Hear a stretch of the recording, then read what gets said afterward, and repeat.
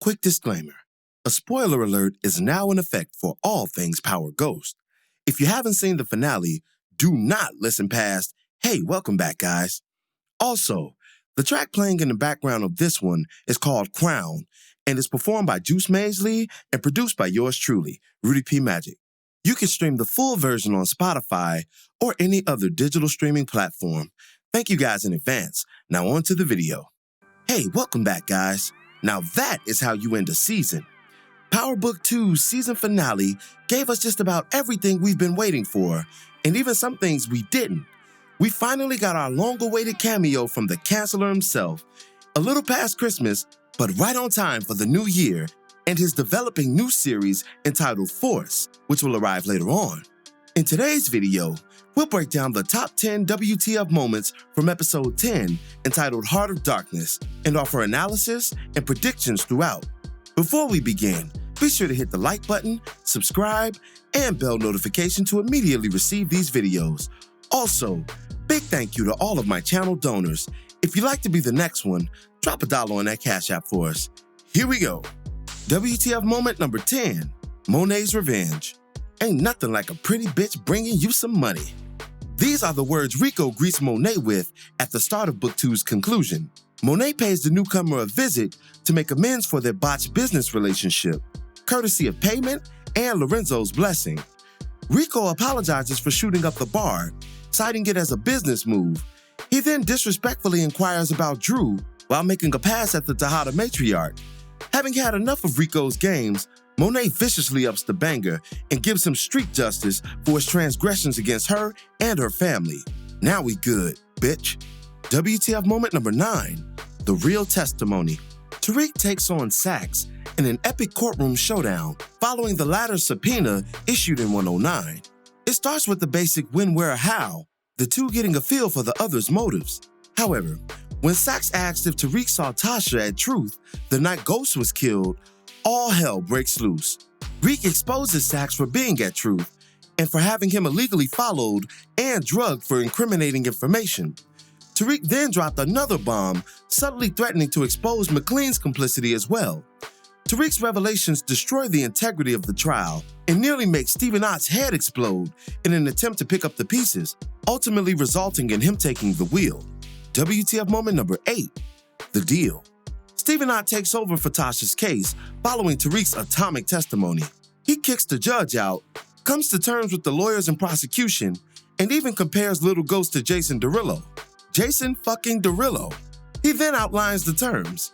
In exchange for case dismissal and release into the Federal Witness Protection Program, Tasha must out Tommy as the leader of the organization and true murderer of James St. Patrick. Tasha is initially apprehensive after learning she and Tariq would potentially be separated, but ultimately agrees, gaining her freedom at last. However, she secretly confers with Tariq that they're running right after she's out in order to stay together. WTF moment number 7, an offer you can't refuse. Jabari, you remind me of my Jeep Kelly, calls Tariq into his office to discuss the campus investigation.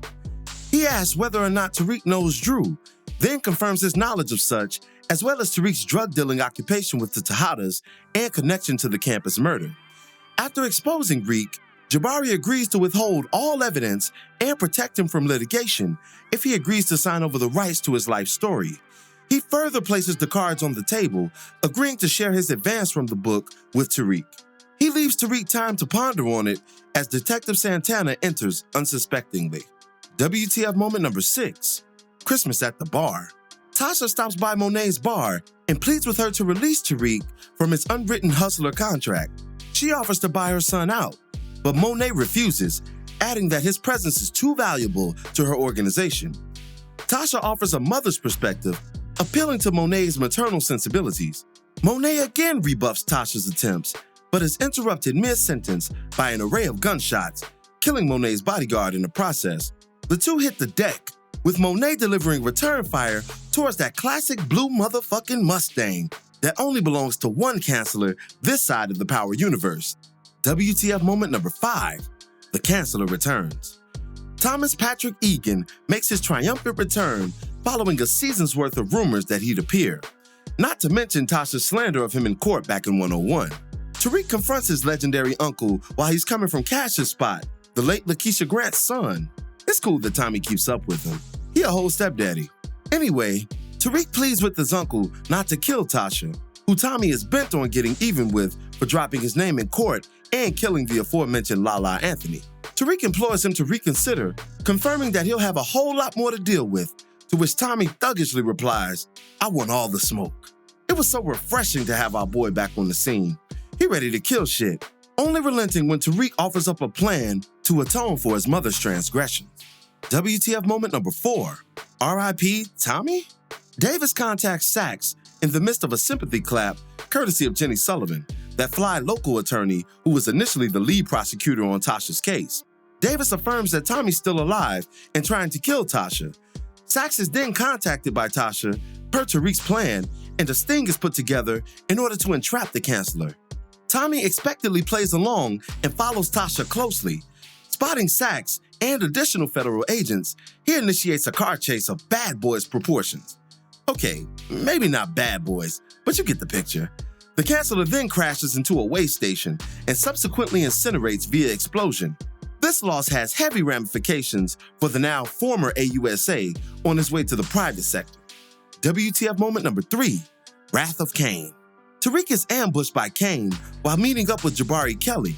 Upon mention of Drew's name, Cain pops out and shoots Jabari in the gut. He furiously accuses Tariq of being a rat and trying to set up the Tejada family. Tariq appeals to his better sense, outlining his importance to the family and Cain's limited options, causing the elder Tejada to mistake his rival for Christ. Tariq then offers to help Cain regain his place in the family, and the two come to a long-awaited truce. Tariq then lullabies Jabari, ending his academic, writing, and forthcoming R&B nigga career. I'll be further delving into this moment in an upcoming video this week, so stay tuned. WTF moment number 2, Goodbye, Ma. Tariq meets with his mom, seemingly committed to running away with his family. However, while at the gravesite rendezvous, a group of feds pull up and take Tasha into witness protection. Tasha is blindsided by the maneuver and devastated at the thought of leaving her only son. She quickly reconciles with the man Tariq has become, and the two share a touching goodbye. Tasha is then hauled away, an emotional wreck, but a safe one, thanks to her son. And WTF moment number 1, a piece of steel and the upper hand. Unbeknownst to Tasha, the canceller was again not far behind and furious at his stolen chance at revenge against her. He confronts his godson in a final showdown, promising to cancel Tasha's Christmas on everything, but is thwarted by Monet and Tariq's new family. Monet places a banger to the back of Tommy's head and assures him that that piece of steel supersedes balls any day. Tariq then intercedes on his uncle's behalf, so he's not harmed by Monet. After a few ghost comparisons and reflections, the canceller takes off to the realm of Los Angeles, where his own independent Powerverse narrative resides. Some lingering thoughts before we end today's video. First things first, it was great to see Tommy back in the Powerverse, and to be working in tandem with his godson was a nice touch of self-interest breeds alliances, a theme that Power historically cashes its checks on. Tommy and Little Ghost's plan played out to perfection, and we all knew the canceller wouldn't let it end there. However, just because Tasha is stowed away doesn't necessarily mean she's forever out of reach. Tasha is officially in the Witness Protection Program, but she's also in Arizona. California's not that far away, and the Powerverse has a crude sense of humor. I can see them making his opening episode scene a Tasha cancellation, or some gangster shit like that. We'll see what they do though. It was grand opening, grand closing for Jackie Long this season. I thought he might have played a bigger rival position in Book 2's second season, but nobody is safe in the land of power, least of all newcomers. Sorry, Esquire. Carrie Milgram made it out of this season by the skin of her fine ass. Her moves towards the end were definitely sus, but the Jabari death covers her for now. She better be careful with Zeke though. He's not too bright and in love at the same time, which is a fee-fi-fo-fum-ass combination that won't end well. While we're on the lovely Cara Dad, did y'all see that banging-ass dress they had her in at the school? I've been to 2 public universities and a private one in my educational past, and have never seen a professor put together so salaciously. I'm so glad she made it, y'all.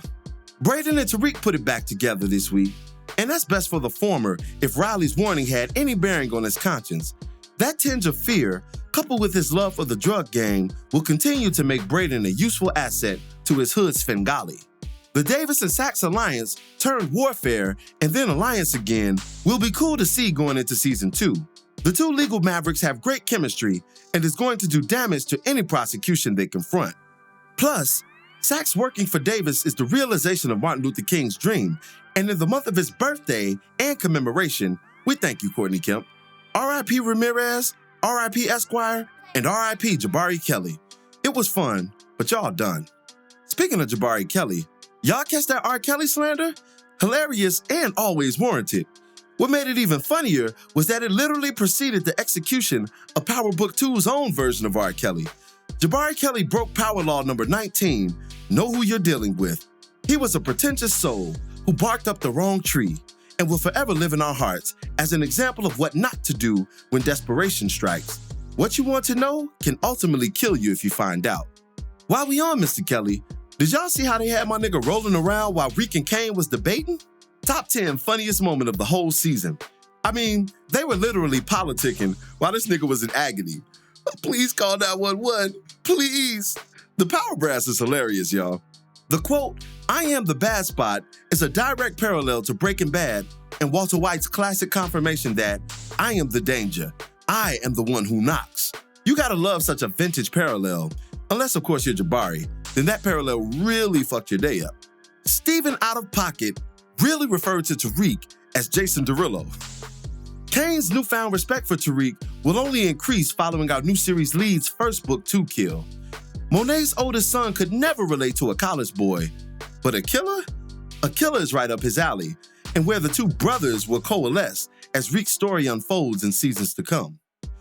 I thought Kane was going to give his brother the pillow when Drew called him stupid. Y'all gonna get enough of openly criticizing Kane's intelligence. Save that act for Zeke, or I might have to tell him what I know.